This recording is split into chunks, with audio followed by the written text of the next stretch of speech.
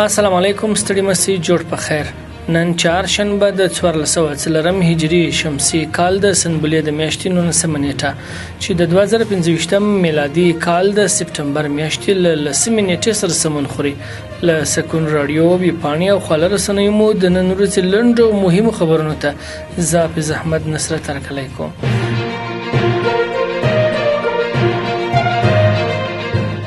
سرپل کې د کورنیو محصولاتو دویم نندارتون پرانیستل شوی دی. د سرپل د صنعت او سوداګرۍ ریاست مسؤلینو ویلي دي چې په دغه ولایت کې د شمال د طبیعي زیرمو تر سرلیک لاندې د کورنیو تولیداتو او محصولاتو دویم نندارتون پرانیستل شوی دی.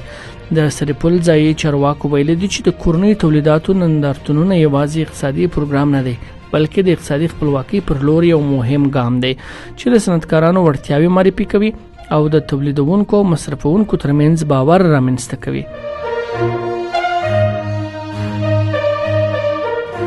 سیف د چلډرن وایي زلزلې د ماشومانو او میندو د خوارځواکۍ ګواښ ډیروي. د ماشومانو د ژغورنې نړیوال سازمان سیف د چلډرن خبر ورکړی چې د افغانستان په زلزله ځپلو سیمو کې له 5 کالو کم عمره شاوخوا 20,000 ماشومان او 10,000 میندې او شیدې ورکوونکې میرمنې له شدیدې خوارځواکۍ سره مخ دي.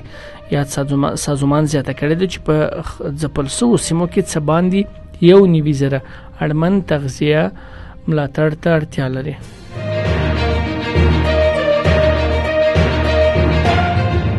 ازبکستان د افغانستان د برېښنا زیربناو د پراختیا برخه کې مرسته کوي. قرغیزستاني رسنیو راپور ورکړی چې د ازبکستان د انرژي وزارت په کابل کې د پانګونې کنفرانس جوړ کړی او دغه هیواد غواړي چې د افغانستان د برېښنا زیربناو او د انرژي د ویش شبکې د عصري کولو ملاتړ کوي. سرچینې ویلي دي چې په دې کنفرانس کې د برېښنا د لیږد موضوع او د 220 تر 500 کیلو واټه ظرفیت لرونکو برېښنايي پوستو جوړولو لپاره مالی هوکړه لیک هم لاسلیک شوی دی.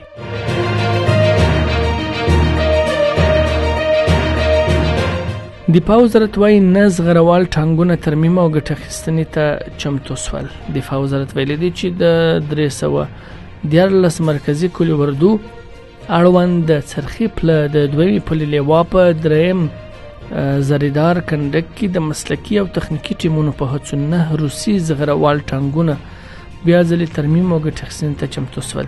دفاع وزارت ویلي دی چې تر دې وړاندې هم لسګونه زغروال ټانګونه ترمیم شوي او دا لړۍ د یو منظم پلان له مخې دوام لري.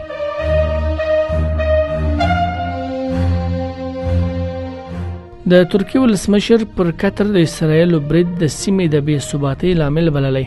د ترکیې ولسمشر رجب طیب اردوغان د قطر امیر شیخ تمیم بن حمدالثانی سره په ټلیفوني خبرو کې د اسرایلو هغه برید غندلی چې په دوحه کې د حماس پر مذاکره کوونکو ټیم شوی.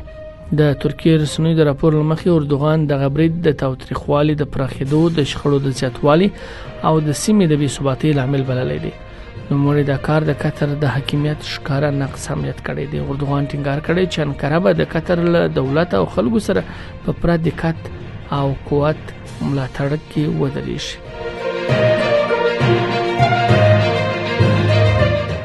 دا د نن ورځې لاندې مهم او وروستي خبرونه. تر بیا د الله په امان.